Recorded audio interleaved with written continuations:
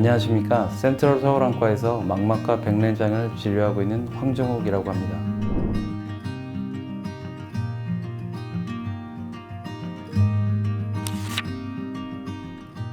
네, 백내장은 많은 분들이 알고 계시겠지만 눈 안에 수정체라고 하는 카메라의 렌즈에 해당하는 조직이 있는데 좀 뿌옇게 혼탁이 왔을 때 이것을 우리 각막이라고 하는 검은 동자 주변을 통해서 작은 절개창을 만들고 거기로 이제 기후가 들어가서 뿌연 수정체를 제거를 해주고 다시 맑은 인공 수정체라는 걸 끼워주게 되는 수술입니다.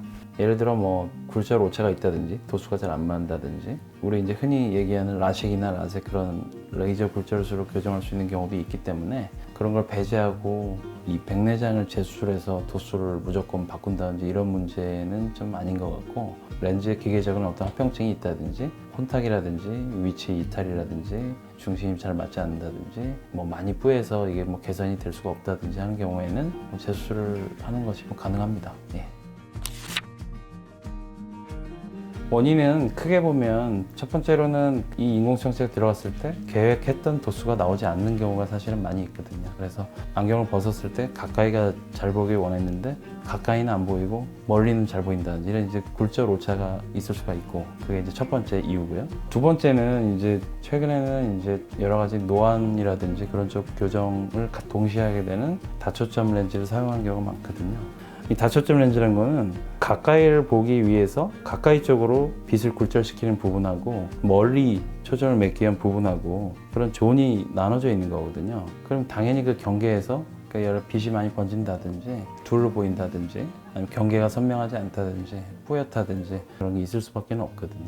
그 사람의 동공의 크기라든지 이 렌즈랑 시축이 얼마나 일치가 하느냐 여러 가지 그런 요건에 따라서 아주 좋은 분도 있지만은 아주 클리어하게 상이 생기지 않는 경우도 분명히 있긴 있거든요. 불편감 때문에 구조가 좀 다른 다초점 렌즈로 바꾼다든지 아니면 다초점 렌즈를 아예 그냥 단초점을 바꾼다든지 이런 경우가 또 있을 수가 있겠고 또 한 가지는 이제 수술할 때 항상 백내장 수술이 깔끔하게 잘 되는 건 아니거든요. 그래서 아주 일부 환자에서는 인공수정체의 위치가 정확하게 시축에 맞춰지질 않고 좀 많이 틀어졌다든지 또 이제 수술하고 나서 아주 오랜 시간이 지나면 그 인공수정체가 원래 자기 수정체 캡슐 안에 이렇게 들어있는 건데 그 캡슐을 이렇게 눈 안에 이렇게 지지하고 있는 끈들이 모양체 소대라고 하는 게 끊어지면 사실 인공수정체가 어디 갈 데가 없는 거죠. 기울든지 아니면 심하면 그 눈 뒤쪽으로 빠져버리는 경우도 있고 아주 드물게는 단초점이든 다초점이든 간에 어떤 인공적인 물질이기 때문에 영원히 투명도를 유지하지 못하는 경우가 있거든요. 그래서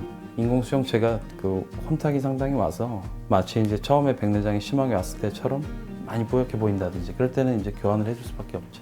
이게 이제 수술 전에 눈 안에를 안조 촬영을 한 거거든요. 이거는 이제 수술 후에 자세히 보면 같은 눈인데 수술 후에는 이렇게 깨끗하게 잘 촬영이 되지 않습니까? 근데 수술 전에는 거의 안 보이죠. 그래서 혼탁한 렌즈를 통해서 밖을 볼 때도 이런 식으로 이제 엄청 안개 낀 거 같이 계속 보셨던 거거든요. 이게 상당히 불편하셨겠죠. 그런 경우에 이제 수술해서 이제 다시 이제 맑게 보이시는 걸 이렇게 반증하는 사진이에요. 인공적인 아크릴 재질의 이제 물질이기 때문에 사람 몸 안에 장기간 삽입됐을 경우에 몸 안에 이제 여러 가지 전해질이라든지 칼슘 이런 것들이 이제 침착이 되면서 투명도가 많이 떨어지게 되는 일이 있죠. 가끔은. 개개인의 특이성이라고 저는 생각을 하고 여러 가지 조건이 맞아 떨어졌을 때 그런 식의 혼탁이 생기는 사람이 아주 일부에서 있죠. 일단은 백내장 수술하면 한 달 정도는 돼야 이제 길게는 2달 이렇게 기다려요. 어느 정도 안정이 됐다. 내 최종 도수가 이렇게 되는구나. 이 정도는 판단할 수가 있거든요. 우리 도수를 결정하는 거는 인공수정체의 위치라든지 그런 것도 있지만 각막, 빛을 굴절시키는 큰 역할을 하고 있기 때문에 수술 이후에 각막이 좀 붓기가 좀 있어서 원래 자기 각막의 곡률이랑 좀 다르게 꺾어진 정도가 좀 다르다든지 하면 그게 이제 영향이 가거든요, 도수에. 그게 이제 몇 달 지나면서 원래 모양으로 돌아가면 도수가 좀 더 변할 수도 있는 거고. 그런 게 충분히 안정된 다음에 판단을 해야겠죠. 원래 자기 수정체가 투명한 캡슐이 있거든요, 껍질. 그 껍질에 앞쪽을 이렇게 동그랗게 절개를 해서 따내고 그다음에 안에 있는 뿌연 백내장 물질을 제거하는 거죠. 그럼 투명한 캡슐만 있지 않습니까? 그 캡슐 안에 이제 인공 렌즈가 들어가는 거거든. 그렇게 되면 나중에 이제 오래되면 이 인공 수정체랑 캡슐이랑 이렇게 늘러붙겠죠. 유착이 좀 되고, 이걸 만약에 교환을 하려면 그 캡슐하고 그 인공 수정체를 분리를 시켜야지 새 렌즈를 넣을 수가 있잖아요. 근데 그게 사실은 물론 뭐 불가능한 경우도 있어요. 분리가 안 되는 경우도 있는데 웬만하면 분리는 되고, 예를 들어 뭐 정말 몇 년, 뭐 몇십 년 이렇게 됐을 때는 사실 불가능한 경우도 많고, 그럼 몇 개월 그런 거는 뭐 크게 문제는 없다고 보셔도 되고요. 한 가지 변수는 이제 근데 이게 시간이 지나면 좀 자기 상피세포가 자라면서 뽀얘지거든요, 캡슐이. 그렇게 되면 보통은 이제 그걸 후발 백내장이라고 하고, 후발 백내장을 해결하기 위해서 레이저 치료를 한 걸 하게 되는데, 이 레이저 치료를 하고 나면 후낭이라고 하는데, 뒤쪽 캡슐, 잘라낸 앞쪽 캡슐 말고 그 뒤쪽 캡슐을 레이저로 잘라서 투명한 구멍을 만들어 주는 거거든요. 그러면은 앞에 캡슐도 없고 뒤에 캡슐도 없는 거거든요.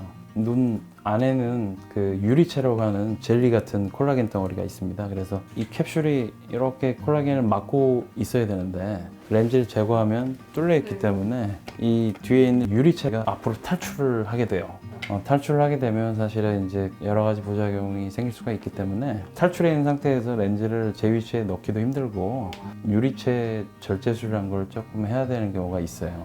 수술 도중에 그런 과정이 좀 필요할 수가 있고, 뭐 할 수는 있습니다. 그렇게 해서 이걸 제거를 하면 또 교환하는데 크게 문제는 없고요. 또 한 가지는 이제 시간이 상당히 오래됐다. 그런 경우에는 이제 아까 말씀드린 우리 수정체를 눈에 이제 매달고 있는 모양체 소대라고 그 끈들이 있는데, 이 렌즈를 빼내는 도중에는 그 모양체 소대에 약간 스트레스가 갈 수밖에 없거든요. 근데 이미 많이 약해서 어디가 많이 손상이 돼 있다든지 그런 경우에는 뭐 그걸 보강을 좀 해주는 시술을 따로 해야 될 수도 있고, 또 이제 유리체를 제수를 또 같이 해야 되는 수도 있고, 원래 의도된 그 위치에 렌즈를 넣을 수가 없고 캡슐까지 다 제거를 한 다음에 그 새로운 렌즈를 갖다가 그냥 눈에 꿰매서 고정을 해야 되는 경우도 있고, 아무튼 뭐 그런 경우가 발생을 하거든요. 그래서 어떻게 보면은 이제 그렇다고 너무 빨리 판단해서 빨리 제수하고 그런 거는 저도 바라는 바는 아니지만은, 만약 진짜로 불편하고 앞으로 개선의 가능성이 없다라고 한다면 어느 정도는 조금 더 빠른 시기에 하는 게 좋겠죠. 네. 시간은 뭐 환자분 케이스마다 다르긴 한 건데, 예를 들어 이제 유리체 절제술이 동반되지 않은 경우에 아주 수월하게 수술한 정말 얼마 안 됐다 이런 경우에는 그렇게 오래 걸리지는 않고요. 30분 이내. 예, 그리고 만약에 이제 유리체 절제술을 하고 원래 위치에 이제 렌즈를 넣는다 하면 뭐 1시간 정도? 뭐 그리고 예를 들어 유리체 절제술을 하고 모든 조직을 다 제거하고 렌즈를 꿰매서 매단다. 그럼 1시간 이상 이렇게 걸립니다. 후유증이 아예 없다고는 할 수는 없고, 근데 환자 그 컨디션이 제일 중요하고요. 건강한 분이고 문제가 없는 분이라면 사실 큰 부작용이 없는 경우가 많이 있고요. 나머지는 일반적인 눈 수술에 준해서 그냥 생각하시면 되거든요. 가능은 하죠. 가능은 한데, 이 각막의 안쪽을 싸고 있는 그 내피세포라고 하는 게 이게 재생이 되고 그런 조직이 아니기 때문에 수술을 할 때마다 어느 정도 일정 수준은 손실이 되기 때문에 그 내피세포 밀도가 너무 떨어지면 항상 각막이 뽀연 상태가 돼서 각막 이식을 해야 되는 경우도 있고 뭐 여러 가지 그렇기 때문에 일반적으로는 뭐 수술 또 하고 또 하고 또 하고 그럴 수 있는 조직은 아닙니다. 네. 수술 후는 환자분이 뭐 특별히 관리할 건 없고요. 보통은 이제 눈 수술이라는 게 그 하고 나서 그 염증 반응을 억제하기 위한 그 여러 가지 항생제라든지 소염제, 안약을 넣는 게 거의 대부분이고, 안약 쓰는 것 자체는 일반적인 망막 수술에 준해서 생각을 하시면 되고 크게 다르진 않습니다. 물론 뭐 이제 예를 들어 인공수정체를 꿰맸다든지 여러 가지 그런 경우에는 꿰맨 실이 뭐 끊어진다든지 풀리면은 렌즈가 또 위치가 틀어지는 거기 때문에 그런 충격이라든지 눈을 비빈다든지 그런 거를 이제 좀 주의하셔야겠죠. 아주 가볍게 생각할 문제는 아닙니다. 근데 정말로 좀 불편한 분들도 있거든요. 그런 경우에는 지금은 해결할 수 있는 방법이 있기 때문에 할 수 있는 수술이라고 생각을 하고요. 전문의 선생님이랑 충분히 상의를 해보시는 게 좋을 것 같아요.